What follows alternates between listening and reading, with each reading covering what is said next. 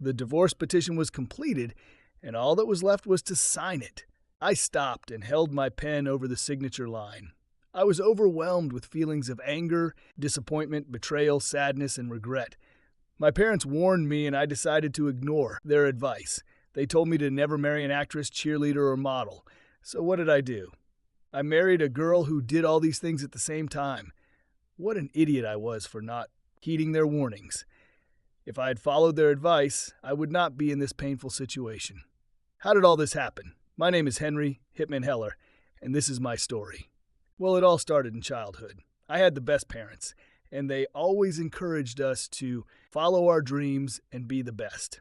I have a sister named Caitlin, who is a year younger than me, and a younger brother, Justin, who is a year younger than her. We were all excellent students. In sports, Caitlin played volleyball and Justin played football. My sport was American football, and I played in the Pop Warner Children's League. My father played professional football for 2 years, and he made a huge contribution to my development as a player. He taught me how to read the game and always trust my instincts. When I became a freshman in school, I had skills and experience that were far superior to my classmates.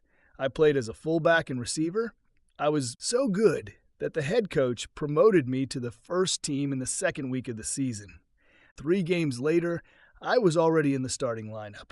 I became famous throughout the state for my instincts to predict the game and my ability to hit devastating shots. During the 6th game of the season, I hit a tackler so hard that he dropped the ball. This moment hit the internet as a highlight video. My father, who managed my career, gave me the nickname Hitman to promote my name, and this made me famous. By the time I graduated, I already had many offers from colleges. But what does this have to do with the future of divorce? The thing is, it was because I was a footballer that I met Darcy Josephine Williams. We've known each other since 6th grade. She was a cheerleader and my friend. We started dating. Darcy was like a dream girl. She was funny, smart, caring, and loving. When I first kissed her, I felt like she and I would get married someday. And over time, we talked about it a little. She also felt the same about me. During her senior year, she wore my team jacket, and our friends said we made a great couple. Sometimes I couldn't find her, or she wouldn't answer my calls. Sometimes she walked strangely, but I chalked it up to cheerleading. My instincts signaled slightly, but not enough to get my attention. My parents didn't warn me not to date her because they thought it was just a normal high school romance that would end after graduation. They were almost right. Although we both loved each other, we had different career goals. She received a scholarship to study genetic engineering, and I received a football scholarship to a small division, won a university to pay for tuition to become a journalist. This meant that we would study at different universities. It was with great sadness that we parted ways after graduation. Over the next year, we lost touch with each other. In college, I struggled during my freshman year. But with the help of my father and his advice, I gradually improved. By the end of my 2nd year, I was already performing well, leading the team in tackles and interceptions, 2 of which resulted in touchdowns. When our head coach moved to a larger program, I had the opportunity to transfer to another team and chose a university in the southeastern sect. Before the first game, there was a big event for fans, at which I was one of the few players who agreed to say a few words about the upcoming match. During the speech, I noticed a group of cheerleaders, and suddenly I saw Darcy among them. As soon as the event ended, we rushed to each other. We hugged and started talking at the same time, interrupting each other. I put my fingers to her lips and took her hand to leave the noisy hall. We went to Culver's to talk over burgers, fries, and milkshakes. She looked even more beautiful than in her school years. Her brown hair became a little shorter and wavy. Her 163 centimeters figure became more toned and muscular, but she still looked feminine. Her breasts increased from a B size to a C size. She looked absolutely amazing. Darcy said that she entered the University of Michigan but left after a bad breakup with her boyfriend and transferred to our university. I told her about my achievements, and from that time we began dating. It was a classic relationship between a football player and a cheerleader in love. We had sex on our 21st date after we won the conference championship. As soon as the game was over, we went to my apartment. However, our relationship was difficult for me. I asked her to move in with me, but she refused, saying that we were not married yet. Sometimes I couldn't reach her on the phone. One day I came to her house, and her roommate said that Darcy had left town. When Darcy returned 2 days later, I asked her about it. She nervously replied that she went to MIT to inquire about the PhD program and then visited Gen 1 to interview for an internship. When I asked why she didn't call me, she said that the Gen 1 internship came up suddenly due to a cancellation, and she was too worried and busy to call. I also noticed her freshly washed clothes on the kitchen table, including sexy lingerie that I had never seen before. My instincts again told me that something was wrong, but I ignored them because it was Darcy. Another red flag was that Darcy made money from regional modeling and acting in local television commercials. I didn't like seeing her in commercials wearing a bikini and kissing another actor. I told her how I felt, but she brushed it off with a smile. "Oh, my boyfriend is getting jealous." "It's not worth it, because I'm a one-man woman," she said, looking at me with fire in her eyes. After hot sex, we started discussing marriage and children. I planned to propose to her right after the championship, with the help of our friends. With the national title on the line, with 11 seconds left, the opponents drove to our 34-yard line. Their quarterback threw the ball, and I intercepted it and carried it 66 yards to the touchdown zone, winning the game. After that, I ran to the cheerleaders, where the assistant coach handed me a box with a ring. I found Darcy got down on one knee and proposed. She said yes, players, cheerleaders, coaches, and fans from both teams cheered. We later found out that my proposal was shown on national television and was played over and over again on different channels. After the game, Darcy, my friends, and I went to a bar to celebrate. An hour later, she and I went home and spent a tender night of love. The next morning, I woke up at 11 a.m. with a terrible hangover. I saw a lot of messages from friends and parents. I knew what the conversation would be about. I called my parents and heard their now dissatisfaction with my engagement to Darcy. "Son, we saw your proposal on TV. We have already talked about this. This girl's a cheerleader and also a model and an actress. This is a triple problem. These girls are narcissistic sociopaths, arrogant and self-centered. You have your whole life ahead of you. Don't ruin it with this girl," my father said. "Dad, I know what I'm doing. Darcy is beautiful, smart, funny, and loves me madly. I love her too. We have already decided that we will have 3 children. We even chose the names. We'll be together until we're old," I said enthusiastically. "I hope you're right, son." I really hope so. Remember, when I played professional football, I was married to an actress, singer, who was also a cheerleader during her high school years. This marriage lasted 11 months of hell. Then I met your mother, Sarah. And now, 24 years later, we are still together. "Think again, son, before it's too late," he said. My mother, adding wordly, begged, "Please listen to your father, son." "I want to marry Darcy, Mom," I replied stubbornly. "What are your instincts telling you, Henry?" the father asked quietly. I didn't give him the answer, although I already knew it. A few weeks later, I was lucky enough to become a second-round pick of a team located in a state that fortunately voted for Trump. I signed a contract for $2.8 million for 2 years with a big signing bonus. I made my father my business manager. Darcy got into Met and didn't seem too upset that she didn't get the internship at Gen 1, even though she had really wanted one. It didn't matter to her. Now, my instincts turned on the yellow alert, but I ignored them again. 5 months later, we graduated and had a modest wedding in June. My parents suggested a prenuptial agreement, but I refused, thinking it would show Darcy that I didn't trust her. My father then said, "Okay, I'll take care of you anyway." I asked him to arrange joint bank accounts for Darcy and me. He said it wouldn't work because I would live in the South and she would live in New England. My parents were quite cold towards Darcy at the rehearsal before the wedding, but at the wedding itself and at the reception, they were smiling. As Mr. and Mrs. Henry Heller, we took a honeymoon to the islands of the South Pacific. When I returned, I went straight to boot camp, and Darcy went to MIT and lived in a nice apartment, which I paid for. Professional. Football is a very intense sport, and in my first season, I tried my best to stay level. I had practically no free time due to constant training and games. When it came time to buy the house, I chose the house and instructed my father to complete the transaction using a power of attorney in his name. He also managed my income. Darcy and I tried to stay in touch throughout the bull season, but after a month it felt more like my trying to contact her than mutual communication. More than half the time I heard her voicemail. She was late in responding to my emails and messages.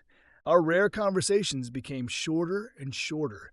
When I had a game in New England, she seemed happy to go to dinner and meet me at her apartment. She was 35 minutes late and looked worried. Her hair was out of order and her clothes were wrinkled. Darcy had always been very particular about her appearance, so this was new to me. When I gently asked her why she was late, she said she had had a long day and immediately moved the conversation to another topic. After dinner, we went to her apartment, where she immediately went to the shower and locked the door. When she got out of the shower, she immediately threw her clothes into the washing machine. This also seemed strange to me because washing had never been her favorite activity. Our love-making seemed empty, as if her thoughts were elsewhere. The next morning, she drove me to the airport and kissed me on the cheek. Already standing on the sidewalk, I realized that we had not kissed once since we met yesterday. At that moment, my instincts began to work at full capacity, and I decided that it was time to get to the bottom of the truth. The next week, I met my parents at their home and told them everything that had happened between me and Darcy. I said I was afraid her PhD program was ruining our marriage. My mother commented that a real wife would have stayed home with her husband and found another university to pursue her PhD. My father, who still had my power of attorney, offered to find out what was going on with Darcy himself so that I could concentrate on football. We also agreed to go hunting after the season ended. A few weeks later, there were 2 games left in the season, and our team had 12 wins and 2 losses, which was enough to qualify for the playoffs. At that moment, a phone call came from my father. He spoke with bitterness and sadness in his voice, saying that tomorrow he would come to visit me and bring a lot of information about Darcy. The next day, we sat down at the table in my kitchen, and he began to lay out in front of me the data collected by the private detective agency. It wasn't just bad, it was terrible. The father spoke quietly and carefully, trying to soften the blow. Son, I'm sorry to tell you this, but there is no other way. Darcy cheated on you. Moreover, she dated this man for a long time. What? All the time? Yes, that's exactly how it is. It's in the investigation report. But she stopped cheating after we got married. No, unfortunately, she is still dating him. Their relationship is of a regular sexual nature, and she spends 4 or 5 nights a week at his home. No, can't be. She loves me. What evidence do you have? The agency was able to hack into his email and hard drive. They also downloaded data from Darcy's device using her password that you provided, and there are also photographs. With horror and anger, I looked at the photographs that my father laid out in front of me. They were dating. The pictures were of Darcy and some nerd taken in different places, on the beach, in restaurants, in parks. In one of the series of photographs taken during our 3rd year of college, she was running naked on the beach. There were pictures of her stripping out of her cheerleading outfit, as well as pictures of them having sex. The last photos were taken 4 days ago. In them, she posed naked at the mast of a sailing yacht. What the hell? This cheerleader didn't even like it when I looked at her naked, even after we got married. She always made me turn away when she took up and got under the blanket. I jumped up and threw a chair into the living room, breaking the glass coffee table on which stood an antique vase that belonged to Darcy's grandmother.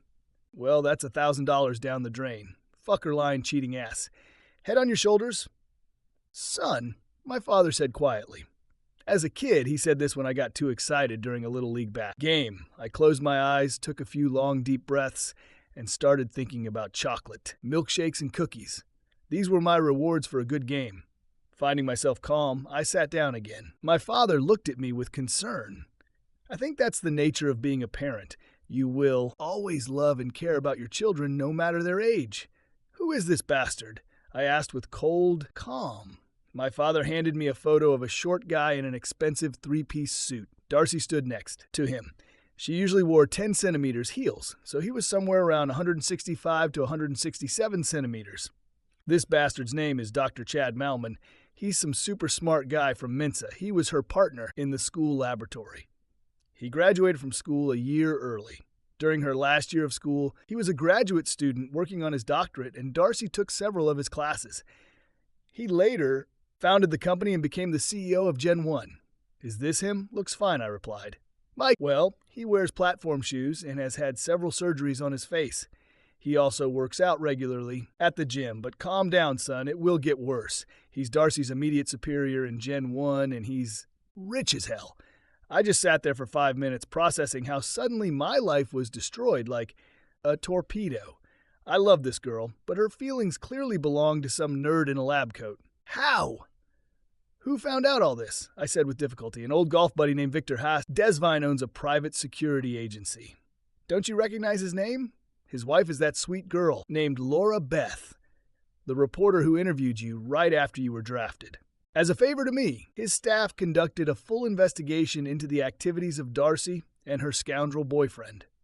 Victor also said that Gen 1 is far from what they present themselves to in public. All this information is in the orange folder. Look, son, why don't you read all of this while I make us dinner and then we'll talk? While my father was cooking, I was reading. By the time I finished, I was seething with rage not only at Darcy but at Chad and Gen 1 for all the lives they ruined for corporate profit. I wanted justice for all three. 40 minutes later, we began to have a quiet dinner while drinking whiskey. Well, son, what are you going to do? Will you burn everything to the ground or will you go for reconciliation? The father asked, softly spreading butter on the bun. Burn Darcy, Chada, and Gen 1. To the core, I replied with venom in my voice. I have a friend who works for the SAC. I'll put him in touch with Victor. For support, I'll be reaching out to old football teammates, Wild Bill Gustafson and Bobby Grendel. They're co-founders of a Black Ops company like the old Blackwater. A dad isn't Bobby the same guy who stole 3 cheerleaders a couple of years ago. Is it really a good idea to invite him to the operation? I asked doubtfully. Yes, it's him. One of his nicknames was related to his missions in Latin America. They call him Loco. Fine. And how do you know all these people? I asked, slightly surprised. Good old Southern dating network. How do you like your dinner? Excellent, as always. Thank you for everything, Dad. Always happy to help, son. 2 weeks later, since my dinner with my father, I have stopped calling Darcy. A few days later, she called me herself and apologized for not getting in touch for a long time. She said she was very busy at work. Then she asked how I was doing.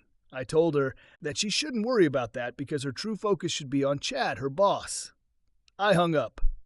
Then a flurry of calls began. She called and wrote letters over the next 2 days, but I ignored all of it. On the 3rd morning after our last conversation, she flew home and discovered that her house key did not work. And I was not at home. I was living with my parents. Again, there was a series of desperate calls, which I ignored until I received the 10th. Henry, dear, I can't get into the house. Where are you? Is everything okay? She asked in a trembling voice. Darcy, I loved you. Now I hope you get everything you want in life. Go back to Boston. I will come to you tomorrow and we will talk at your home. Until then, I have nothing to tell you.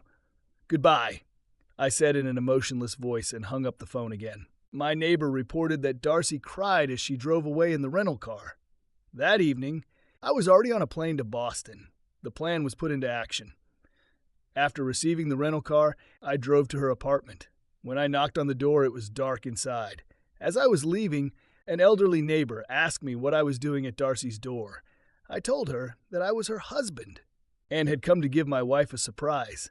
Are you her husband? And I thought that short guy was her husband from the way they hugged and kissed. Well, they left an hour ago in a limousine. She was dressed like some kind of girl. I heard this little guy tell the driver to take them to the Nile Club. Thank you, I said.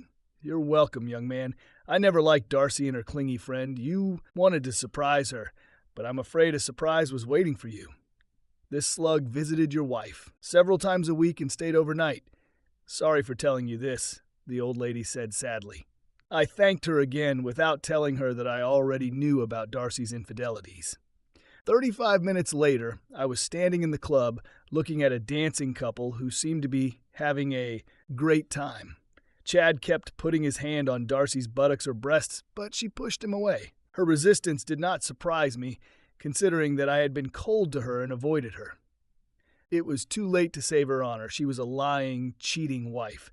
Darcy and her boyfriend were doomed to ruin. I decided that everything was over between us, and not only for my well-being, but also for the sake of those people who became victims of Gen 1 and their lies. Chad and Darcy returned to their table, and an argument broke out between them, which I was able to make out despite the noise in the club. Then she hit him, grabbed her things, and turned around to face me. Her eyes widened in shock and fear. "Hello, dear wife. I didn't find you at home, but fortunately your neighbor told me where you were, and even what you were doing," I said with a cold note in my voice. "Sweetie Henry, please, let's get out of here and talk alone," she begged, starting to cry. "Walk away and leave Chad alone. No, he should be here to discuss our affairs, past, present, and future. I absolutely don't want to discuss this in your lying apartment. This is quite an appropriate place since the three of us have so much in common to discuss. Sit down. I insist," I said in a surprisingly calm voice, gently pushing her back into her seat. I sat down across from them with a cheeky smile, noticing how Chad's expression changed from surprise to a smug smirk. This arrogant fool did not understand what awaited him and his girlfriend. "My name is Chadwick. Only my friends call me Chad. So what now, you stupid football player? Will you kill me again?" he said with contempt. "Again, I don't know what you're talking about. I've never seen you in my life. I'm actually here for my future ex-wife, and for Gen 1 too. Oh, and I'm not stupid. My GPA in college was a 3.9, even though I played football," I replied with a slight chuckle. "And I have 4.6, so you're still stupid. But that's not why you had came here. You want to confirm your suspicions, namely that your wife is cheating on you. Yes, it's true. I've been her lover since the month you started dating. Yes, that's right, I slept with her for years, and she loved it. So this healthy, muscular man couldn't satisfy his woman in bed, and she came to me. It hurts, right? You've been a cuckold for a long time." "Oh, Mr. Football Star has become a cuckold. This will be a big headline tomorrow morning." Chad laughed, barely catching his breath. "Actually, the big headlines tomorrow will be you and Darcy," I said with a slight grin. He looked at me puzzled. "No, oh no, this can't be true. Please. Henry, it's not what you think. Please let me explain," she begged, sobbing. "Shut up, I'm talking to Chad. So Chadwick, why did you do all this? Why did you ruin my love and my marriage with Darcy? I've never seen you in my life," I asked. And this really puzzled me, because I needed an answer in order to find peace and move on with my life. "Don't call me that. My name is Chadwick." He spat out the words with rage. He pulled out a photograph and placed it on the table. It was an old photo of a freshman, a skinny teenager with acne and glasses. "It's you. If so, I still don't understand why you did it. It's me. When I was a freshman, I was walking after gym class. I was humiliated again. I was walking to my next class crying when you and 5 of your football players approached me on the sidewalk. I was looking at the floor and accidentally bumped into you. You guys picked me up and threw me in the trash and then walked away laughing at me. That's when I went from humiliated to furious. I dedicated my life to getting back at you, even to the point of trying to get your wife pregnant with my child. But unfortunately, she was using pills all this time." "It's a pity," he said with a crazy gleam in his eyes. "What? Are you saying that you ruined my marriage because of something that happened a few years ago? Why are you taking revenge only on me?" I was stunned. You were the captain of the team, a big star in the schoolyard, a future professional football star, and you love this Darcy. I had to hit as hard as I could. "Yes, I beat you, Mr. Star. It's like Revenge of the Nerds." But on steroids, he laughed so loudly that all the club visitors began to look at us. "Please, Chad, stop. I can't stand it anymore. I love Henry. I love Henry." Darcy was sobbing so hard that I thought she was going to lose consciousness. "Okay, Chadwick, that's enough. I offer you my sincere apologies for what happened in high school. It was cruel and unreasonable. I strive to be a better person, and I'm now on the board of directors of an anti-bullying foundation." I paused and took a deep breath. Chad smugly repeated, "Yes," over and over again. But Chadwick explained to me about Gen 1 and their trials overseas for this miracle vaccine. What did those poor people do to you that you decided to worsen their health and even bring them to death? I asked sadly. Chad's face twisted, and Darcy covered her face with her hands and began to mutter something. How do you know about this? Ah, I see. My assistant let something slip, but it doesn't matter. You're a stupid football player, and I've already won. The trials won't end for another year.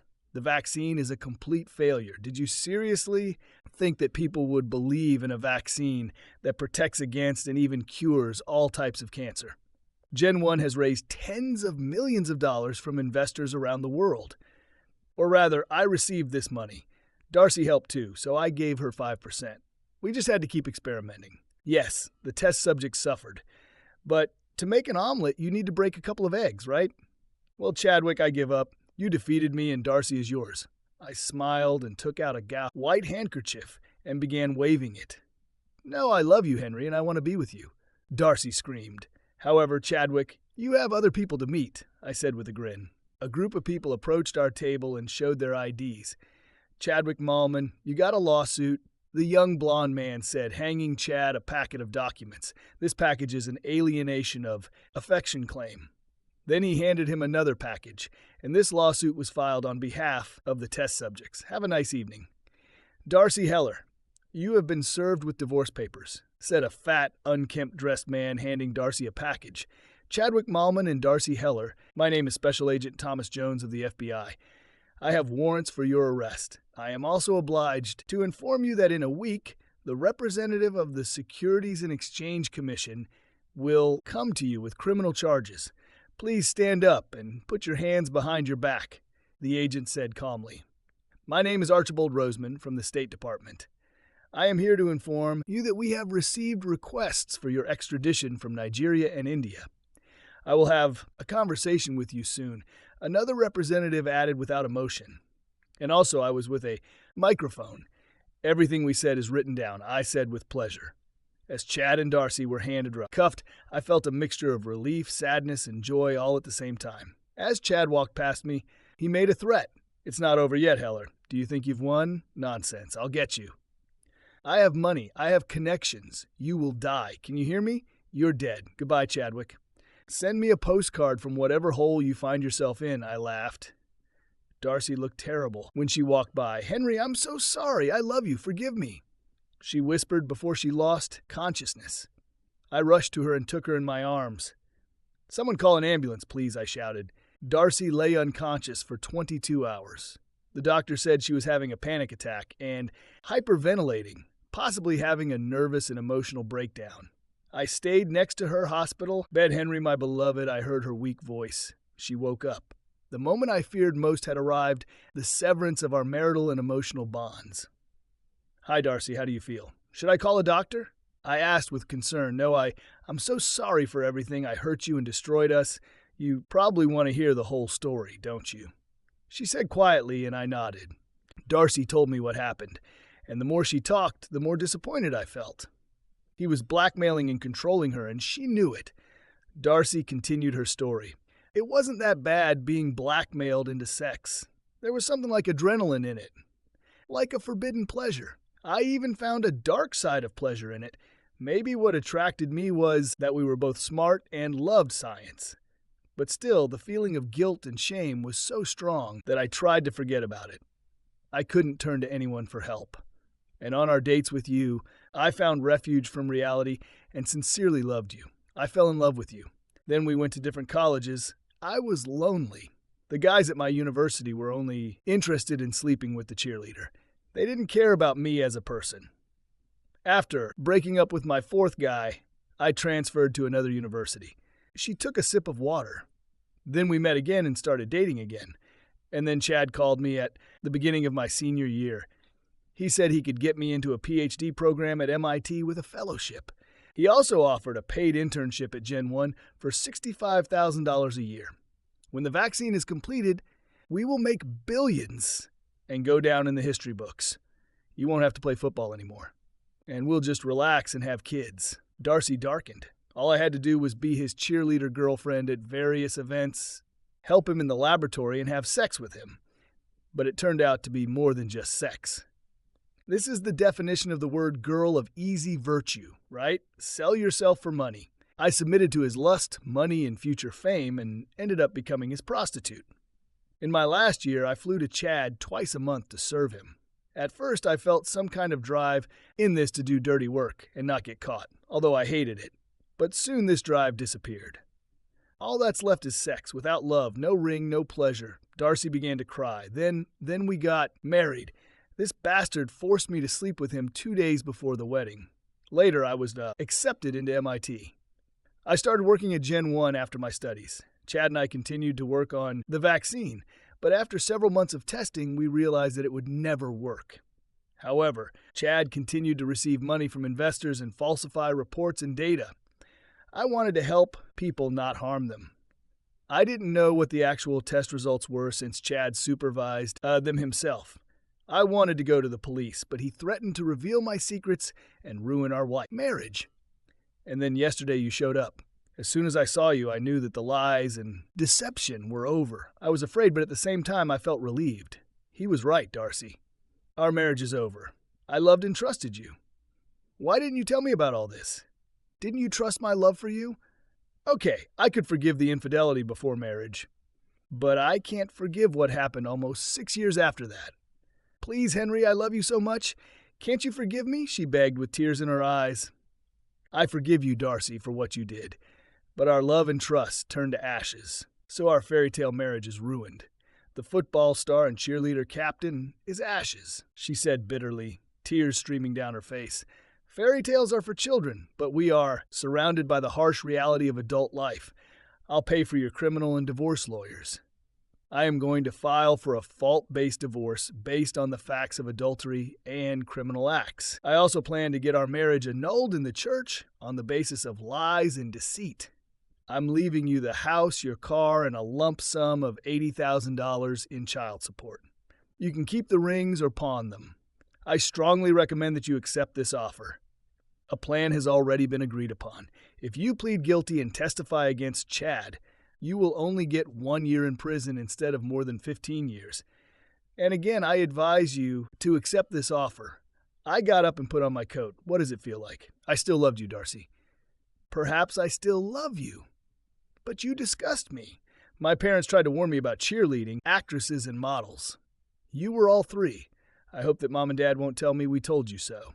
I never want to see you or talk to you again. I wish you all the best for the future. Goodbye. When I left, she cried loudly. She may have been trying to wave goodbye to me, but it's unlikely. Her left arm was hooked up to enrollment 4 and her right arm was handcuffed to the side of the bed. Later on the way to the airport, it finally hit me. I stopped along the way at a Catholic church and went inside. Sitting on the bench, I burst into tears. In the months that followed, my parents, siblings, and friends were always there for me. The media largely ignored my personal problems. Maybe being a popular athlete helped sometimes.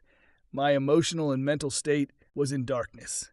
I lost my dreams of having a family with Darcy and got a divorce. For the next 6 years, I focused entirely on football. I became the conference's MVP, made several All-Star games, signed a new contract worth $3.8 million a year, and got my law degree during the off-season. My specialty is sports and entertainment. I wanted to become an agent after I retired. What happened to Darcy and Chad?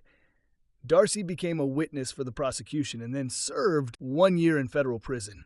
Her testimony was not used because Chad paid his $1 million bail and disappeared to no one knows where. I asked my father to contact Mr. Disfine to track down Chad. I'm not done with this bastard. My father later reported that when the prisoners learned that Darcy was a cheerleader and a college student and also learned about her crimes and that she had been unfaithful to her husband who was a player on their favorite team, they beat her. She spent the remainder of her sentence in the prison hospital and in solitary confinement. I felt bad about this and went to prison, but she refused to see me. What about my personal life? Professional athletes attract many women, both single and married. I avoided married people. Darcy always remained in my mind. Cheating is hard, but on my 29th birthday, fate brought me together with a woman who changed my life. She made me believe that it was possible to find a good and decent woman. Her name was Melody Me Cooper, about 2 years after the divorce. As he packed his bags, he reflected on the events of the last few days. Chad, a selfish and cunning fellow who had been having an affair with his ex-wife Darcy for several years, was finally caught and brought to justice. All this was made possible thanks to the joint efforts of the Ministry of Justice, Interpol, and the private security company Global Security Corporation Glossic, which he himself hired.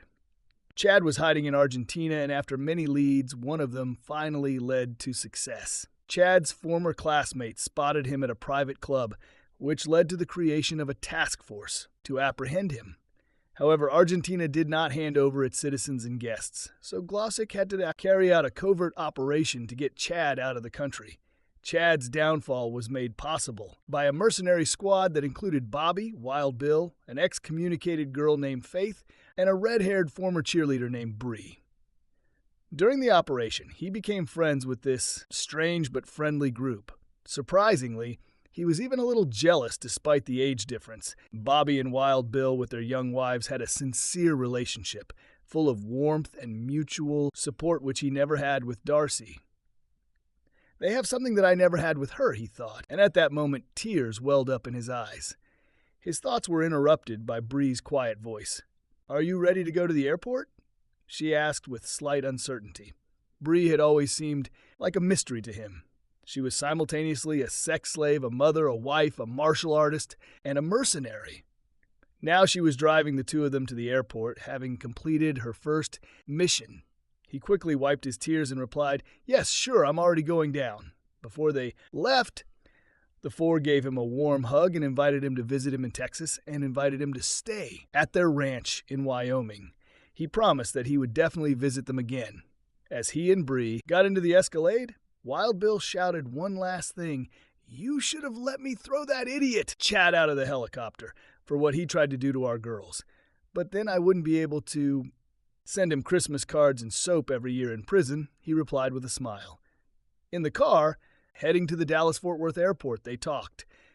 Bree asked questions about Darcy and his divorce, and he in turn asked about her past, starting with a kidnapping at the car wash. They felt some kind of connection with each other. If the circumstances had been different, he would have asked her out, and she probably would have accepted. But unfortunately, their trip came to an end. When they arrived at the airport, Bree handed him an envelope. "This is the name and contact of my cousin, Melody May Cooper. She lives next to your apartment. I recently lost my husband in Afghanistan and worked 2 jobs. I thought she might be a great personal assistant for you. She is honest and hardworking." "Was she a cheerleader?" he asked with slight interest. "No, she was a majorette and a scientist," Bree answered proudly. "Majorette? What is this?" Bree frowned. "Seriously, you're a football player and you don't know. Majorettes are girls who dance with batons during breaks in games. Pay attention next time." They laughed, and Bree hugged him tightly. Goodbye. Her red hair smelled like strawberries. "I hope your cousin is as hot as you," he teased her. "You are so nice, but no one compares to me. Now get going before I kick your ass," she winked, and sent him on his way. He looked after her. Bree was a fiery woman, and if they ever ended up in a relationship, she would definitely wear him down. But fortunately, the life of a professional athlete is always open to new opportunities. Another part of his recovery from his divorce was that he focused his energy on becoming a better professional footballer. He soon ranked in the top 10 in interceptions, tackles, and passes broken up. As a defensive back, he was second in tackles and tackles for loss of yards, and first in interceptions and returns for touchdowns. His accomplishments made him the second highest paid cornerback in the league. However, after all this, he was not truly happy. Essentially, he was alone. He lived alone in a luxurious apartment and ate in restaurants. The apartment was practically empty. There was only a bed, a nightstand, a folding table and chair, a TV, and a recliner. Of course, he had friends, but most of them were married and had children, so they didn't see each other often. Although, as a professional athlete, he could always find a girl for one night, he did not experience any real attraction or feelings for these women. During the off-season, he returned home and lived with his parents. Sometimes he went hunting, rode horses, or traveled around the world. But he still felt lonely and even missed Darcy, despite the fact that she was a deceitful and cheating girl of easy virtue. A few months after his mission in Argentina, he called Melody May Cooper. He really needed someone to take care of the personal issues he didn't want to deal with, and free up time to start law school. "Hello?" answered a tired female voice. "Hello, my name is Henry Heller. Your cousin Bree gave me your number. Are you still looking for a job?" he asked. There was a long pause, and then she spoke in an angry tone. "I am not a slave, an escort, or a woman of easy virtue. I am a woman of good reputation, so I don't know what my crazy cousin Bree told you, but please stop. That's not why I'm calling. I am a professional athlete, and I'm about to start studying to become a lawyer. I need an assistant and a housekeeper," he quickly explained. In his speech, he outlined the duties and responsibilities that came with the position, which was essentially the job of a well-paid assistant. She listened to him and replied apologetically, "Sorry, Mr. Heller. The thing is, ever since our family and friends found out that Bree wasn't actually kidnapped and willingly decided to become some kind of horny slave, it's been pretty stressful for all of us. She went from being a good girl to being the black sheep of the family. Yes, I would like to meet with you about work." They agreed to meet for lunch at Oregano's Italian restaurant the next day. The next day, when she came to their table, Henry stood up and was amazed. Melody was about 170 centimeters tall, a little plump, with C-cup breasts, a toned body, wide hips, and long, wavy red hair. She was wearing a sleeveless blue, knee-length dress and blue heels. Melody wasn't a beauty on the level of his ex-wife, Darcy, but she had a sweet girl-next-door look. He immediately felt sympathy for her when she extended her hand and smiled welcomingly. They spent most of the conversation talking about her. Her husband was killed in action and posthumously awarded the Distinguished Service Cross. She had an associate's degree in accounting but couldn't find a job, so she worked 2 part-time jobs to make ends meet. She worked part-time as a waitress at a country club and part-time as an event planner at a local hotel. Henry asked her about her hobbies. Melody said she was a former club twirler and had won many awards in competitions. She was very active in her church. He told her that she had been accepted and asked her to come to his apartment the next morning at 8 a.m. As he drove home, he realized that they weren't talking about him at all, and that made him strangely happy. This woman turned out to be a real gift from heaven. She cleaned his apartment, budgeted, ran errands, took care of his travels, suggested investment ideas, and coordinated his schedule, and much more. She even promised to make him a website. His affection for this wonderful woman grew. A few days later, he asked her out on a date. At first, she refused, saying that she did not want to spoil their professional relationship. But later, she still agreed to have dinner with him at an expensive Italian restaurant. At 6 p.m., he came to her house in his Armani suit with flowers in his hands. When she opened the door, his disappointment was visible. She was wearing a Brad Paisley concert t-shirt, old ripped jeans, and was barefoot. Her hair was pulled back into a ponytail, and her eyes were wet. "I'm sorry, Henry, but I can't go with you tonight. I tried to call you. I left a voice message. I really wanted to go with you," she said sadly. "No, it's my fault. I turned off my phone during a team meeting and forgot to turn it back on." "Sorry, so why can't you go?" he asked. The nanny canceled because she had to take her mother to the emergency room. "Nanny, why do you?" As if on cue, children's voices were heard and 2 children appeared on the threshold. A 3-year-old girl sucking her thumb peeked shyly from behind Melody's leg. Standing next to her was a 7-year-old boy who immediately perked up when he saw Henry. Mom, it's Killer," he exclaimed, jumping for joy. "Eddie, stop it and apologize to my boss. He's not a criminal. Sorry about my son. Yes, I have 2 children. This is my daughter, Casey, and son, Edward Jr., Melody said sternly. "Nice to meet you guys," Henry smiled, "but Mom, he's cool." "I have a poster of him in my room," the boy said enthusiastically. "I'm afraid he's right. I'm a quarterback on a local professional football team." "What?" "Bree said you work in the sports and entertainment industry. She lied to me." "I don't date football players," Melody said with deep feeling. "Why, I had bad experiences with them. But you have to admit that I'm not your typical footballer. I am truly the same as you have seen me these past few days. Okay, it's true. You are a good person, but I still don't have a nanny. Well, why don't we take the children with us? I'll cancel the restaurant, and we can go to Amazing Tom's Family Pizza." The children immediately began shouting their approval. Seeing that she was outvoted, Melody went to change into a blouse, denim skirt, and flats.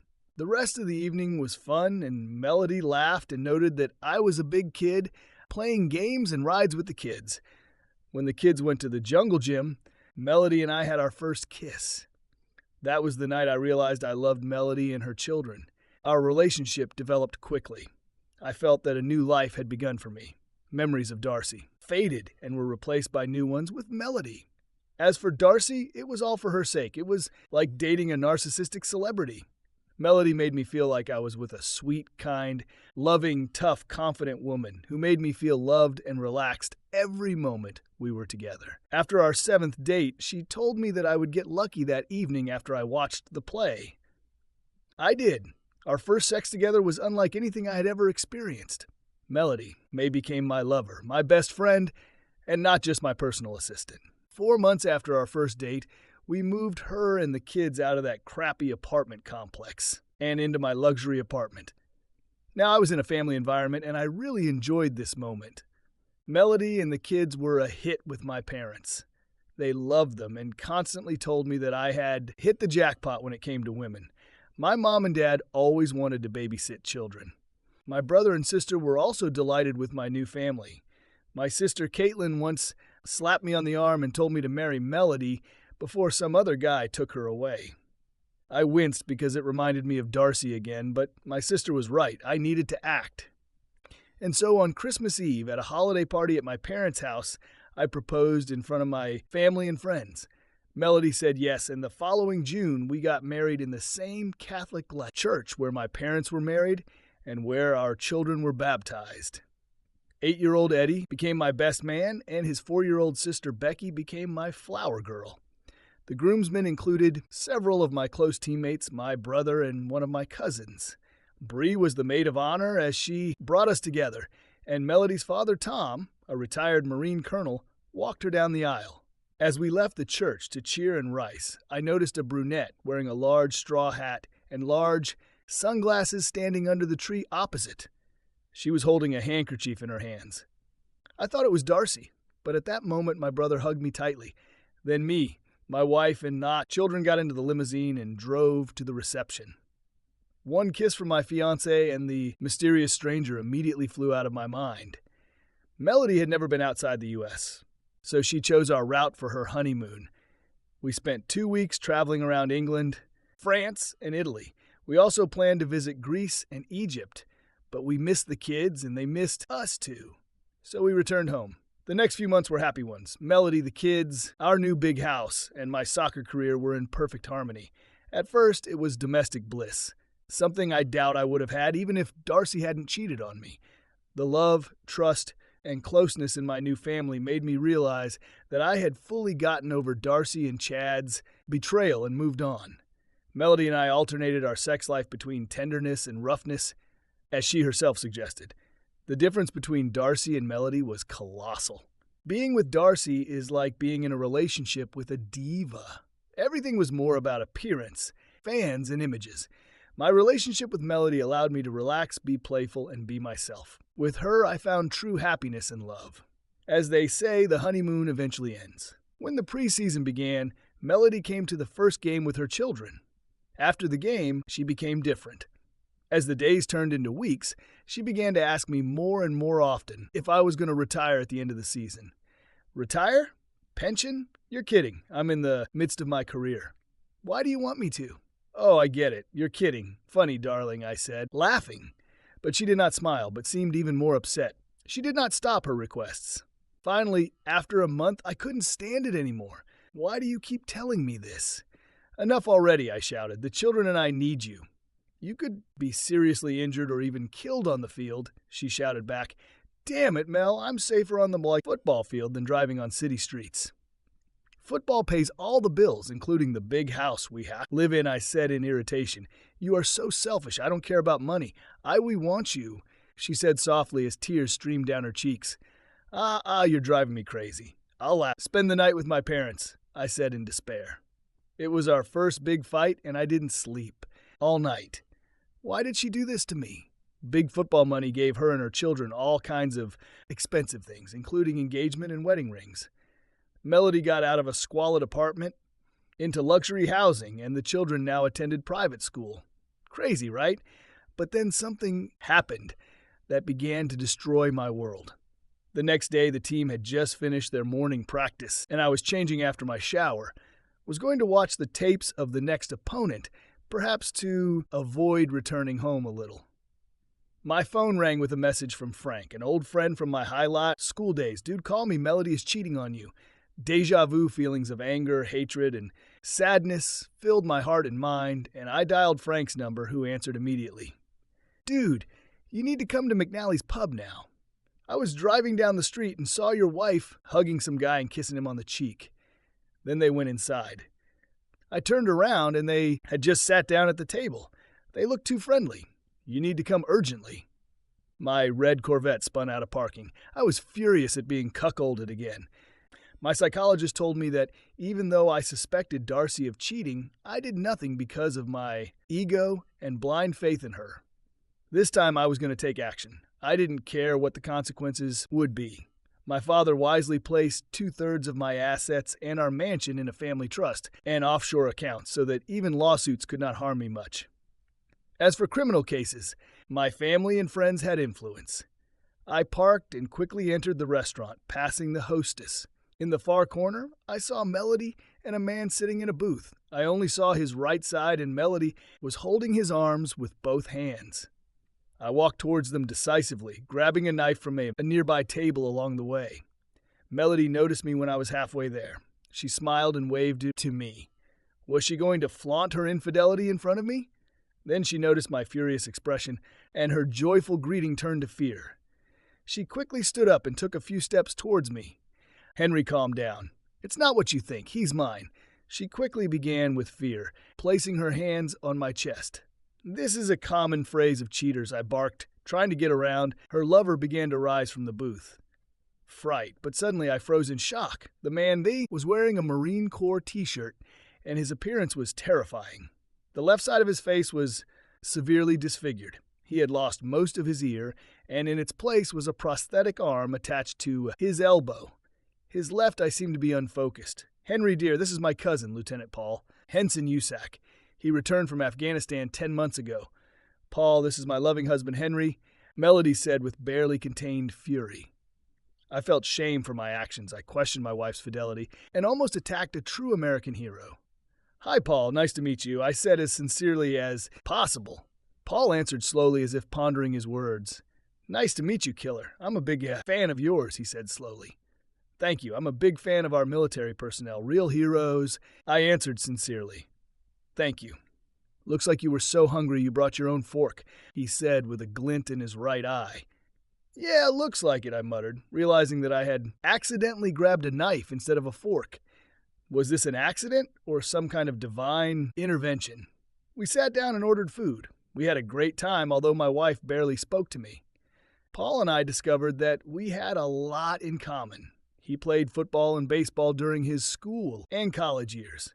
We both loved sports cars and debated whether a Corvette or a Mustang was better. After a couple of hours, Melody noticed that Paul was tired and said she would take him back to the hospital. We took a few selfies together and then helped him get to her van. I promised him that I would get 2 tickets to every game my team played whenever he wanted to come. This made him happy. My wife hugged me and whispered in my ear, "It's not over yet, asshole." She then got into the van and drove off. Damn, I'm in big trouble. When Melody got home, I was sitting in my favorite chair in the living room, sipping a Long Island. She sat down opposite me and took a sip from the martini I had prepared for her in advance. We sat in silence, not looking at each other. Then she spoke first. "We can't continue like this. I love you." But she said quietly, "I know we need help. I have trust issues and you have anxiety about my job. I love you too and I'm ready to do anything to keep us together," I said. "I know, dear. Let's forgive each other right now." "I agree," I replied with a smile. I walked up to her and kissed. We shared a kiss. I picked her up and carried her into the bedroom. We lay hugging each other and fell asleep. My mom recommended couples counselors, which was quite unusual. We met with them separately and together. I think we both learned a lot from these sessions. This helped ease the tension between Melody and me. The counseling went on fortnightly for almost a year, although we didn't really need it after 4 months. We both felt that the extra sessions strengthened our marriage. To ease her worries, I agreed to play for only 3 more years. This gave Melody a specific amount of time to work towards. I also said I would talk to the coach and tell him I didn't want to make any more kickoff returns or kickoffs. The coach had no problem with this, as we had a talented second-year player who wanted to take on those roles. Regarding my trust issues, Melody always gave me her schedule and told me who she would spend time with. She got a job as an accountant at a church where she worked in an office full of women. Since we were going to send our children to school at this church, it was quite logical. When our counseling sessions ended, Melody and I celebrated by going to Hawaii for 5 days and 4 nights. As we were packing, I noticed that she had placed one of her twisting clubs in the large suitcase. When I asked if she was going to perform there, she replied that I should show my imagination. At some point, we had to return to the real world. We talked a lot and achieved a feeling of love and devotion that we had never experienced before. We were ready to get back to life as spouses and parents. Rebecca was born 9 months after our trip to Hawaii. It was a long and difficult labor. The doctor recommended not to try to have more children. This didn't really bother us. Our baby Becky was a wonderful gift to us. We grew closer as a family, and I enjoyed every moment. We went on family trips, including trips to Wyoming and Texas to visit Wild Bill, Bobby, and Bree. While the kids enjoyed riding horses and playing with the farm animals, Melody wasn't particularly keen on Bobby and Wild Bill's lifestyle. She did not like the fact that men kept slaves, and she did not hesitate to express her opinion on this matter. My mistake was a bad joke when I said that she was my slave. I immediately received a slap on the wrist and was deprived of my privileges for 3 days. There will be no more jokes like this. After the season ended, I enrolled in law school, majoring in sports and entertainment. It was difficult to switch from physical work to mental work, but Melody said I thrived under pressure. Her words were prophetic as I was about to face the darkest moments of my life. When I graduated from law school as a top 10 student, it was another highlight of the best year of my life. We just won the big Super Bowl. My wife and 3 children were in excellent condition. We had a lot of money in the bank. The following year, we were supposed to celebrate our 5th wedding anniversary. I was going to retire at the end of the season. Our life was perfect, and my family and friends agreed with me. Can we call this pride? The call came while I was training in the team weight room. Melody didn't pick up the kids from Bible summer camp. I grabbed my things and ran out of the hall, just as a police car pulled up. The officer got out of the car and asked if I was Henry Heller. I answered yes with trepidation. Mr. Heller, I regret to inform you that your wife Melody was seriously injured in a car accident. I can take you to the hospital, or you can follow me. He took me to the hospital with lights and sirens flashing, which made me think her injuries were much more serious than serious, and that she was unconscious. I was right, and I won't go into details, but the doctor said she wouldn't survive. I held her hand and cried and told her how much I loved her and that she had to get better because the kids and I needed her. After 20 minutes, she squeezed my hand and passed away. The funeral was a huge event in our small town, with hundreds of people attending. The amount of love and condolences shown to me and the children was endless. The governor, my team, and several of my friends from Hollywood also came. Pregnant Bree, her host husband Bobby, and Wild Bill were also present, giving me a brief moment of happiness with their visit. It was nice to see them again. Melody was buried in the Heller family cemetery, which was located about 40 yards behind our family home, built a few years before the Civil War.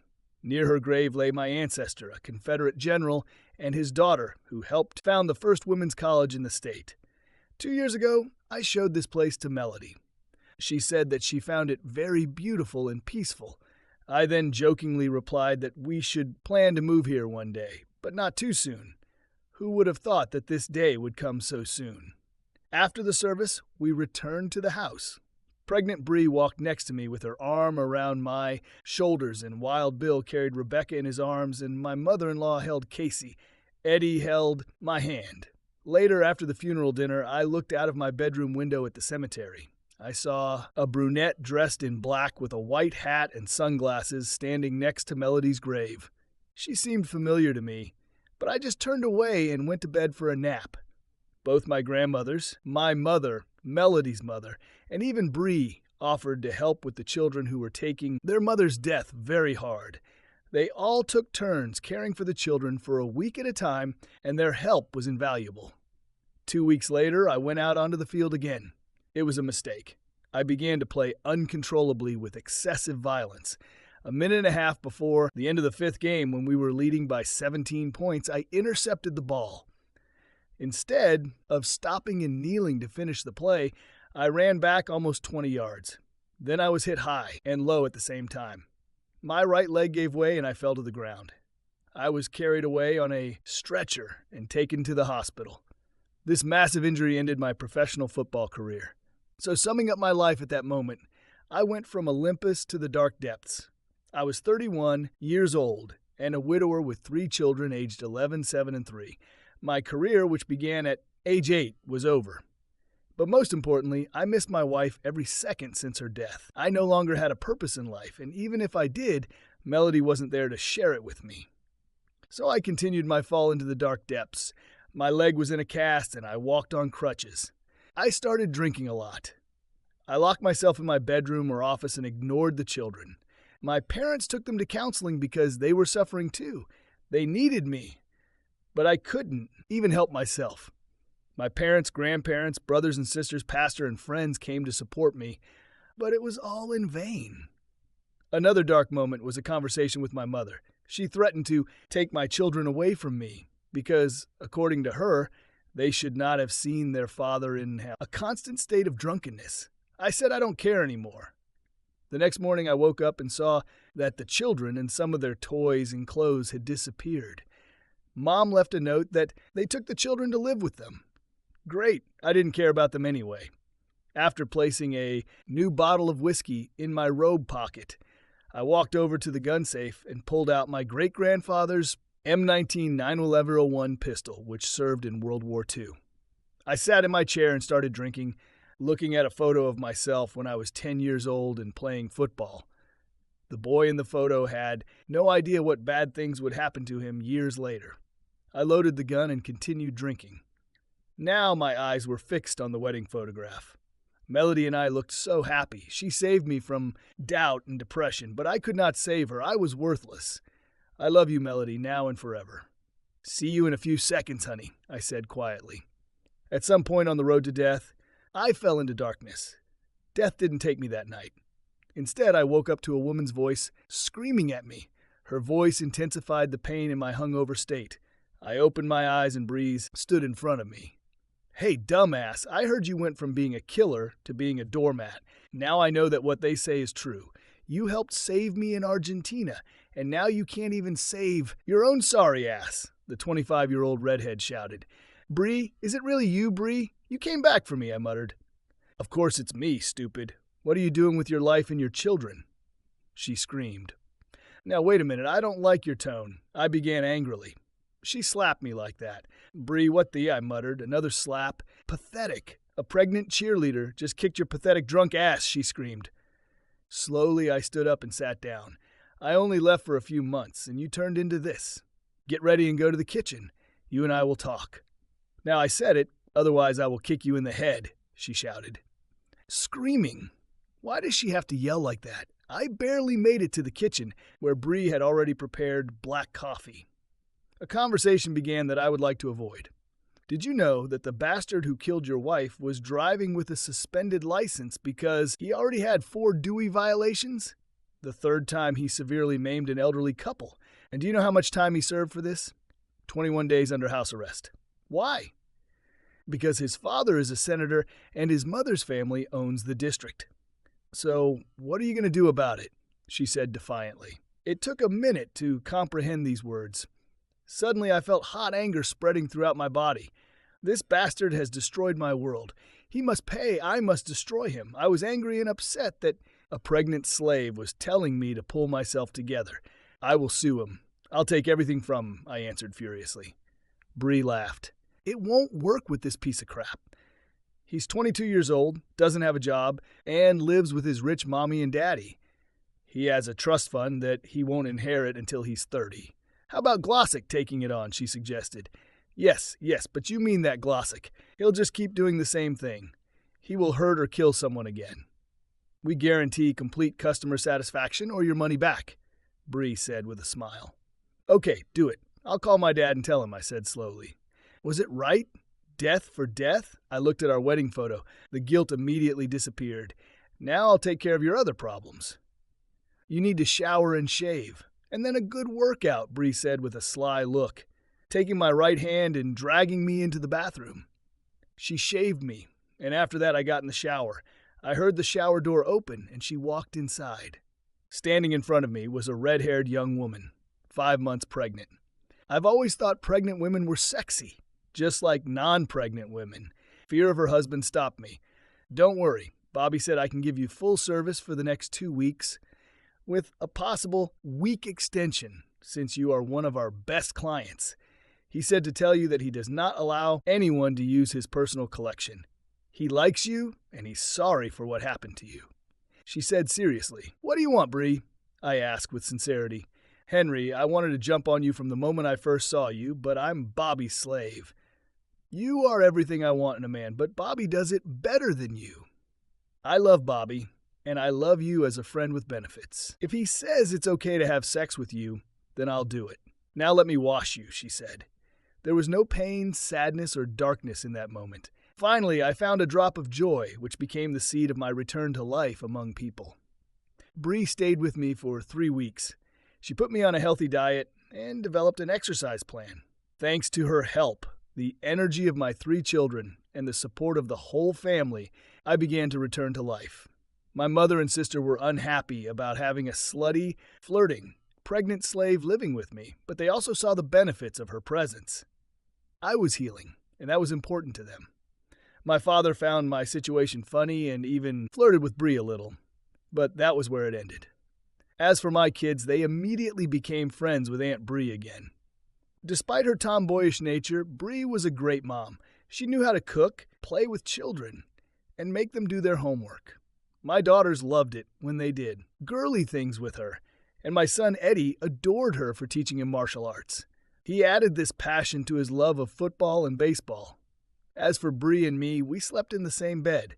Between my kids, her help around the house, and her personal assistant, she was exhausted by the end of the day. But everything comes to an end. Every day I noticed that Bree was becoming sadder. She spent more and more time on the phone, talking to Bobby, her 2 children, and her slave sisters Emma and Sophia.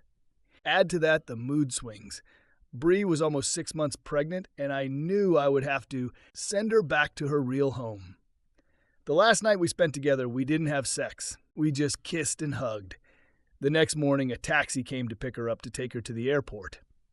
Bree said that if I drove her myself, it would be too hard for both of us.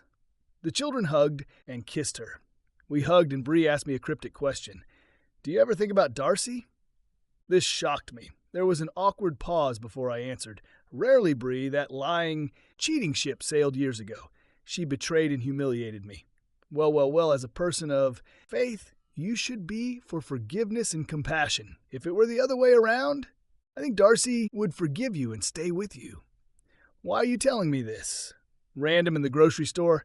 My friend, I'll call you when I get home. Then she hugged me and whispered in my ear, By the way, everything is done. What's done? She kissed me on the cheek and left. We will never be this close sexually again. I will see her on vacations in Texas and Wyoming, but it will be on a friendly basis. When I turned on the evening news, I learned that the drunken thug who killed my Melody had fallen into a coma after an accident the night before when his car wrapped around a tree. Strangely, his airbag didn't deploy, and he did not wear his seatbelt. He lay in a coma for several months and then died. Well, don't drink and don't drive.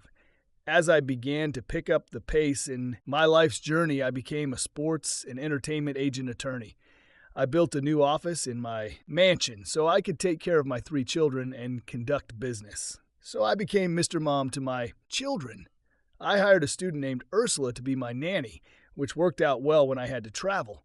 Ursula was a beautiful international student from Sweden, and my children immediately fell in love with her. No, I didn't sleep with the nanny. My first client was not a guy or a football player. She became a phenomenal figure skater named Alexis Catherine Ellington Ace. Get it? Now, I know what you're thinking. How can a 4-time Pro Bowler risk losing gut points by taking on a female skater? Victor Desvine, CEO of Glossic, personally called me and asked me to sign a contract with his great niece as a personal favor. I owed it to him, Bobby, Wild Bill, and everyone else at Glossic, so I agreed. What a nightmare it turned out to be. Ace was a very talented figure skater with the potential to make the Olympic team. However, she made Breeze seem like a calm person. Ace was too wild. Imagine the character BB Doll, played by Lynn Holly Johnson in the James Bond film For Your Eyes Only, and multiply her by 10. Ace was an ice princess with the character of a cheeky, rude bar waitress. Yes, Alexis was extremely talented and could easily perform a triple axel, according to many experts, but her lack of discipline and concentration prevented her from even making the national team. She also flirted with many guys, especially older ones like me. Now I understood why not a single agent wanted to contact her. As a result, I set strict boundaries for her and achieved her transformation with determination. She won silver at the World Championships and gold at the Olympics. She later went to Hollywood and became a famous actress and advertising personality. She got married and named her first son after me. And yes, she still flirts with me when we date. Thanks to my work with Ace, I have become an agent who takes all difficult athletes under my wing. 2 years later, I represented 5 football players, 2 basketball players, a guy and a girl, 1 hockey player, and 2 professional tennis players. I also participated in charity events and other events. Life was going great for me and my children. But one day, I received a phone call that changed my life again. Hello, this is Henry Heller. Hi, Henry. This is your old football coach, Chuck Yarnell. Hey, Coach, what's up? I answered joyfully. Things are going great. I'm not a football coach anymore. I'm a school principal now, but call me Chuck, he said warmly. Chuck, how can I help you? The school and sponsors would like to honor you by retiring your jersey number at halftime of Trek, the home game for homecoming, in 4 weeks. Our head coach would like you to address the white team before the game. Would you accept this honor? To say that I was speechless at that moment would be an understatement. The request really touched me. I was just over 30 and it seemed too early for such recognition. I pulled myself together and said, yes, I would love to. A month later, I stood on the 50-yard line in my old school jacket as the student council president presented me with a plaque, and my old coach held up a replica of my old school jersey number 33. The band played the school anthem and people cheered. I had to wipe my tears with a handkerchief, and then I saw her, Darcy. She was wearing her old school jacket, standing to the side of a group of cheerleaders. Chuck noticed my stunned expression. He leaned over to me and said, I see you noticed our science department head. She has proven to be a very valuable asset to the school. She has been here for over 8 years. 2 years ago, she became the state science teacher of the year. She also brought our girls to winning the state cheerleading championship. When we left the field, I was in a slight trance. I needed answers. How is this possible? Darcy spent almost a year in prison. How can she teach in a high school? How could you hire her? I asked angrily. Henry, I'm glad you asked this question. There are 4 reasons for this. First, she has a PhD from MIT, which leads to the second reason. We desperately needed an app science teacher. She was the only qualified candidate. Third reason, we also needed a talented and dedicated coach for our mediocre cheerleading team. Once again, Darcy was the only qualified candidate. And finally, she was convicted of obstruction of justice as a misdemeanor, which the school board and Ty ignored because there were more of them. I was worried about getting a top science teacher for a school in a remote village. He said in that southern accent he used when he wanted to calm down angry people like me at the moment.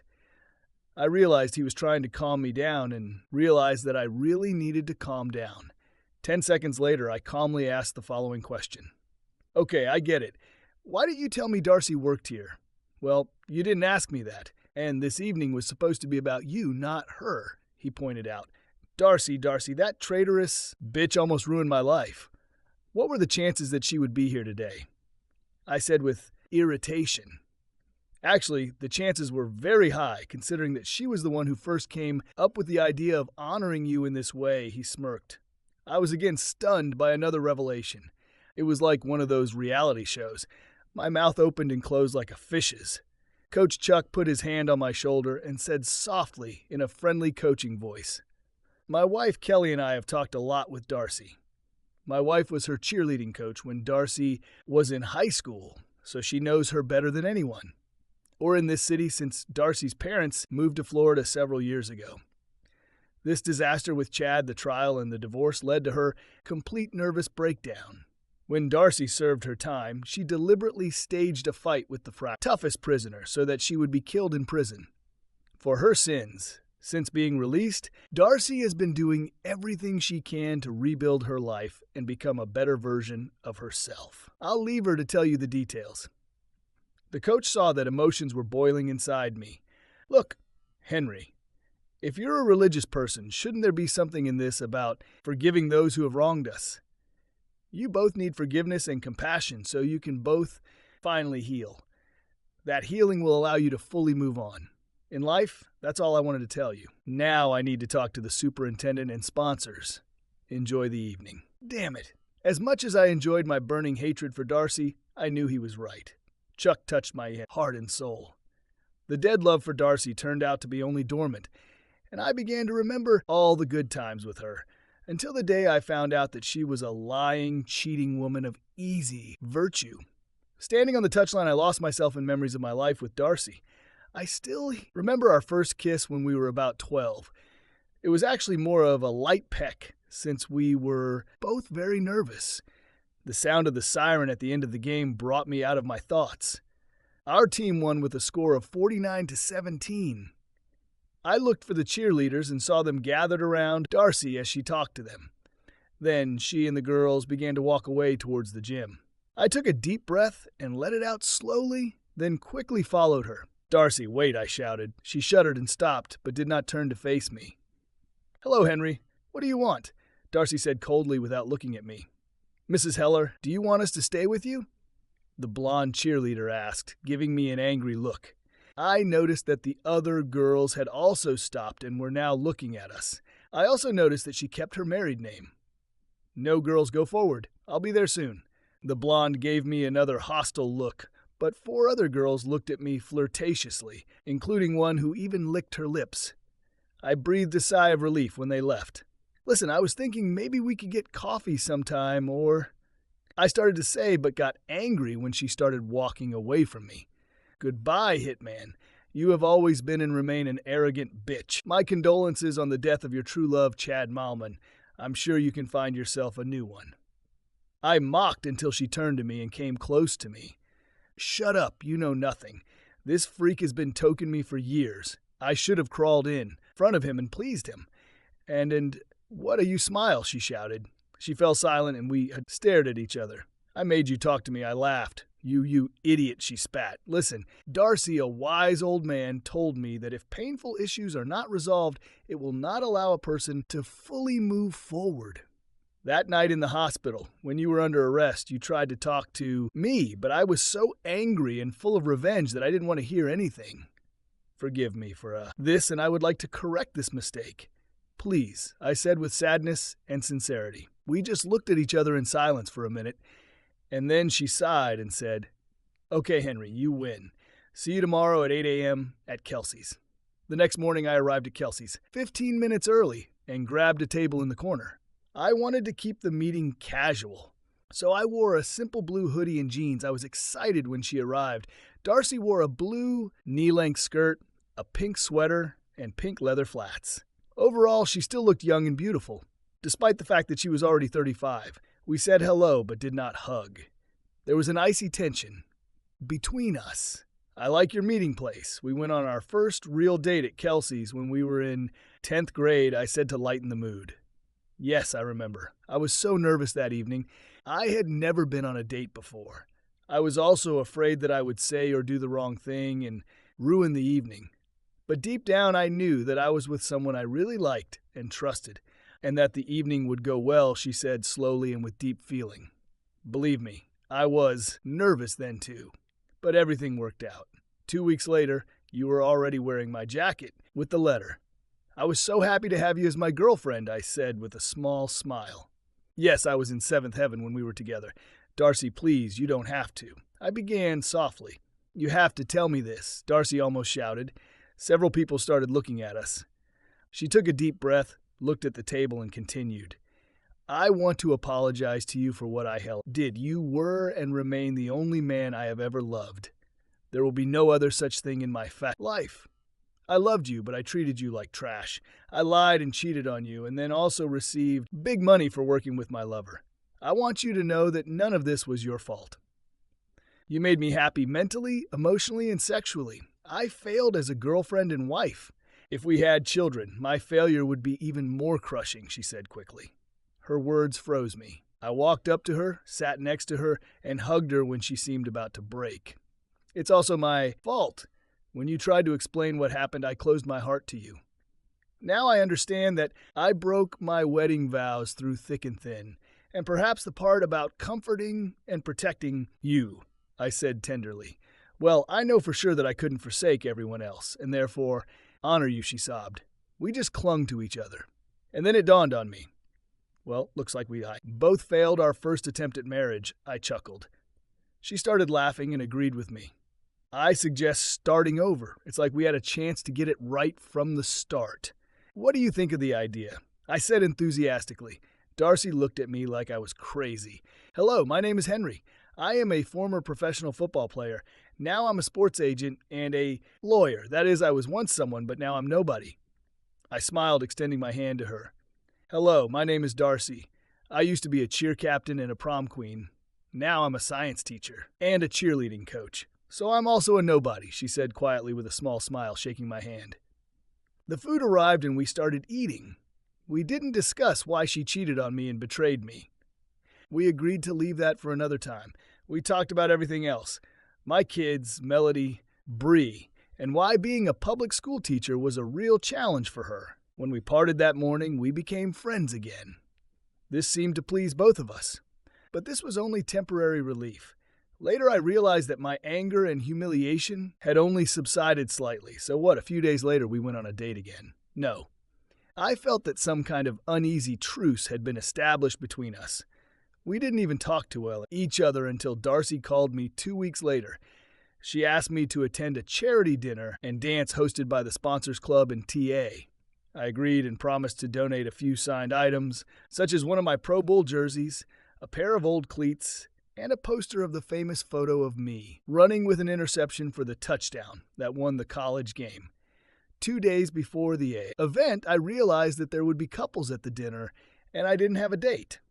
I was very nervous when I called Darcy, and after a long pause, she agreed and told me to pick her up at 6 in the evening.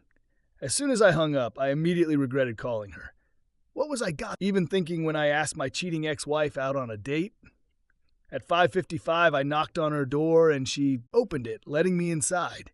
She looked absolutely stunning in her dark green knee-length dress, black nylon stockings, and her dark hair flowing in curls. I was so fascinated that I didn't even listen to her when she put on her ankle-strap shoes. The evening turned out to be fun for everyone, except us. There was still tension between us. We ate in silence and danced awkwardly. The only positive thing was that my items brought a lot of money at auction. I couldn't dance for long, because my bad leg started to make itself felt if I was on the dance floor for a long time. As we sat, Darcy refused to dance with anyone else. At one point, I stood up to get drinks from the bar. The coach's wife, Kelly, was already standing there waiting for her cocktail. "Hello, Henry. How are you?" "Excellent, Mrs. Yarnell." "Okay, but don't be so formal. You are no longer a boy. You are over 30. Kelly would be fine." "Okay, Kelly, did you know that she hasn't gone on dates since the divorce? She is often invited, but she always says no." "I wish she would have said no to that bastard Chad when we were still together," I said bitterly. Kelly looked at me and sighed, heavily like a mother about to correct her child. "Henry, you've been through so much in your personal life, divorce, the death of your wife, the premature end of your football career. All this almost destroyed you. But you survived and are now enjoying a successful life again. You deserve it. But I ask you to help another person. Darcy has been living in emotional and mental hell since you left her. She can't forgive herself for betraying you and ruining her life. Please help her get rid of these endless nightmares by showing compassion for fallen, imperfect men. Can you do it, Henry? Please give her peace at least for this night. Conflicting feelings raged inside me. Love and compassion fought with anger and hatred. After Melody died, I locked all my dark emotions in the back of my mind. But they were still there. Darcy humiliated and betrayed me, but I also knew that until these dark emotions were released, I would never be able to truly put the past behind me. I took a deep breath and let it out slowly. Yes, I can do it. Thank you for giving us a chance to resolve this situation today. There was silence in the car as I drove Darcy to the mansion. I took her hand and led her to the majestic front door. She stopped in the doorway and turned to me. Henry, please, not today. Maybe we should wait until next time, she pleaded. The night is not over yet, Darcy. Today I want answers about us, I said decisively. I closed the door and led her to the sofa. She tried to break free. Henry, please, no, I'm tired and want to go home. Maybe we can talk next week, she pleaded. Sit down, I barked. She flinched from my scream. After taking a deep breath, which she let out slowly, she sat up, took off her shoes, and tucked her legs under her, as only women can do. I handed her a bottle of water. Let me say this. You were and remain a wonderful person. Everything that happened to us is my fault, and that was the downfall for me. I was jailed for obstruction of justice due to the Gen 1 scandal, and you divorced me. In prison, I was able to look back and realize how my beautiful life had turned to dust. I allowed my pride, cowardice, and bad decisions to take over. Chad played a role in my destruction, but most of the destruction was self-inflicted. I killed myself. She cried, quietly. I gave her a few minutes to calm down. Then he asked a question that couldn't get out of my head. Have you ever given me leftovers from him? I asked, not hiding the pain. No, Chad tried to get me to do it, but I refused. So he was better than me. In bed, I asked cautiously. Darcy gave a short, sarcastic laugh and said, no, he was pathetic. I laughed, and Darcy looked at me, angrily. Then it dawned on her, and she laughed too. It was a nice if short break of 20 seconds. What about Gen 1? I never fully knew what happened there, I asked quietly, although I was afraid to hear something even more terrible. Chad was tracking you electronically. He knew you were going to Cambridge, but he didn't know about the legal bombs you were going to drop on him and me. Apparently, your meeting with your father and close Akin person was a great idea. You confirmed everything about me, and I unknowingly found myself on the path to divorce and convict status, she said bitterly. What about the charge of obstruction of justice? Chad was developing a vaccine against cancer, but he was very secretive since he himself worked on the formula. I was responsible for selecting subjects and monitoring the results. Then 2 people died. The FDA opened an investigation and I lied to them on Chad's orders. He said that I was as guilty as he was since I participated in the project. He said that if he was imprisoned, then so would I. Over the next month, 2 events occurred. First, stress and fear overwhelmed Chad. He began to use me cruelly. Secondly, 9 more subjects died. We panicked, and he told me that the next day we would start destroying the records. However, that same night we were arrested. Well, you already know the rest, she said. I noticed that her voice gradually faded and became barely audible from suppressed tears. These people, poor people, I feel so sorry for them, for us and for the children we never had. I should have died 10 years ago. I've never done anything right in my life. Hell, I couldn't even die in prison. I got into a fight with some of the toughest prisoners, but ended up in the hospital and then alone. What a complete loser. She uttered her last words in a whisper full of despair. This is not true. You were the best and hottest cheerleader I've ever met. Remember, you were captain when your team won the state championship, I said, trying to calm the situation. She grinned and lightly punched me in the chest. Okay, now I'm 95% a failure. We both laughed. I wish we had a time machine, I sighed. Me too, my love, she said quietly. We just sat in silence, amazed by each other's revelations. Soon, she fell asleep. I sat there full of anger, disappointment, and depression from what had happened to us. I was a failure too. I used to be a dumb, narcissistic jock who didn't realize his greatest treasure had been stolen. I failed to protect Darcy, and when she was emotionally and mentally ill, I turned my back on her. Well, it's time to fix everything. I carried her into my bedroom and laid her on the bed. Slowly, he began to take off her clothes. She looked at me with a surprising combination of uncertainty and hope and shook her head. "Henry, what are you doing?" she asked, trying to understand my intentions. "I am correcting a mistake made many years ago. I rejected you in a moment of extreme rage. I failed you as a husband, and you failed me as a wife. This time we will do it right. Do you remember the vows? For better and for worse, for richer and for poorer, until death do us part," I said, quickly tearing off my clothes. "Henry, we are not ready for this. I better go home before it's too late," she answered hesitantly. "Darcy, honey, I have two things I want to tell you. I forgive you." "Are you home?" I said with love and determination. We made love.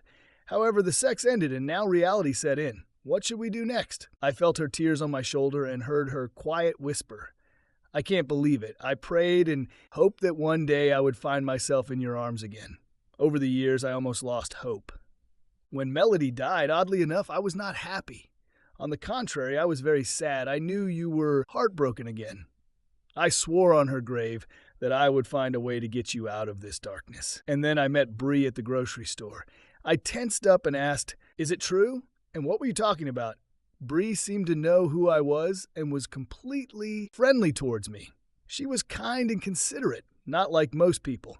She talked a lot about you, about how you were very depressed and lost after Melody died. She said that she would like to find a way to cheer you up. Then she asked me about what you did in high school. That's when I got the idea to suggest retiring your number from the game in honor of the graduates. This revelation left me speechless. Bree was next to me again, although I knew that she and I could never be together. No matter how much we loved each other, our marriage would have ended in divorce in the first week. "Then why did you ignore me that evening?" I asked. I was in emotional turmoil. I was pleased to see you honored, but at the same time I felt shame when I saw you on the field. I didn't think I was worthy of even talking to you. So I decided it would be better for you if I just left. A great and good man like you should not ruin his reputation by associating with a lying, cheating woman of easy virtue like me. She began to cry, sobbing on my shoulder. "I love you so much. I will always be yours, I swear. Please don't ever leave me again." She whispered, falling asleep. I decided it was time to start a new chapter of my life. We started dating. Darcy kept her apartment, but often slept at the mansion. We, along with my 3 children, gradually began to feel comfortable in each other's company. However, my parents still treated Darcy coldly. They thought I was making a mistake again. I pointed out to them that Darcy was no longer a cheerleader, but a science teacher. Over time, my parents softened a little, but they never became close to Darcy. In the second month of our relationship, we went on vacation with our children for the first time. We went to Florida and had a great time. However, Darcy seemed to be battling some kind of illness that made her feel nauseous. But she also seemed to glow. We soon learned that our first evening of makeup sex resulted in her becoming pregnant. We immediately terminated her apartment rental agreement. People congratulated us, although some of my close friends made fun of me for getting a cheerleader pregnant. I chuckled and replied, "Yes, I did it, and I enjoyed the hell out of it." I was very happy to be a father again and enjoyed watching Darcy walk around the kitchen, pregnant and barefoot. She wore old clothes when she walked around the house. Oh, what a far cry from the days when she wore sexy outfits and a cheerleader uniform. But to me, she still looked like $1 million. Did we get married? Yes and no. Darcy and I agreed not to enter into an official marriage since the past was too difficult. We just lived together in a mansion. My kids liked Darcy and adored them. However, during her birth, our status changed. Forever. I changed my mind. I want to marry you. I will sign a marriage contract that gives you everything she breathed out with difficulty. I don't need a marriage contract because I need you. I growled.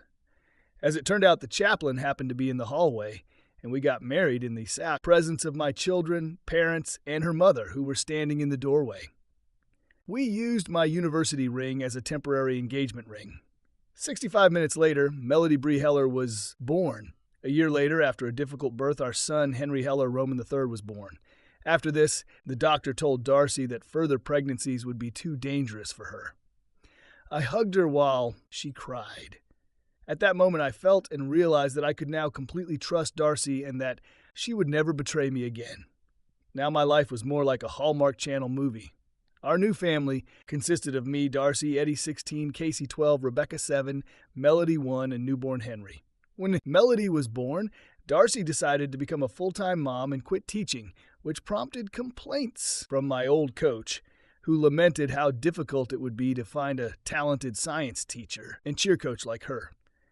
But that was no longer our problem. How did our lives turn out in subsequent years? Eddie played wide receiver in high school and is now a major in the Marine Corps. Casey, after a turbulent teenage years in which she caused us a lot of problems and even was kicked off the cheerleading team for serious rule violations, is now a veterinarian. Rebecca became a medalist in stick juggling competitions in high school, college, and championships, like her mother, Melody, and now works as an assistant bank manager. Melody played field hockey on an athletic scholarship and will soon graduate from university with a degree in elementary school teaching. Henry Roman III played point guard in school and is now studying law. He's showing interest in taking over my sports agency one day. My 3 oldest children are already married with children of their own, and Melody is engaged to a wonderful young man who surprisingly is not an athlete, but a pastor. As for Darcy and me, we're still working. She is now the school principal, and I became the volunteer coach of the school football team. She was recently named Administrator of the Year, completing her Phoenix-like resurgence. I led our team to win the state championship. Lately, we have been discussing the possibility of retirement. Darcy and I are trying to convince Henry Roman III not to get into a serious relationship with a college girl who is also a model and regional actress. After all, we know how all this can end. Subscribe to our channel so that your love doesn't cheat on you. And go ahead and listen to the next story, because this story is nothing compared to the next one. If you're under 18, don't even click to the next one. Click to the next one. Click to the next one. Click to the next one. Click to the next one. Click to the next.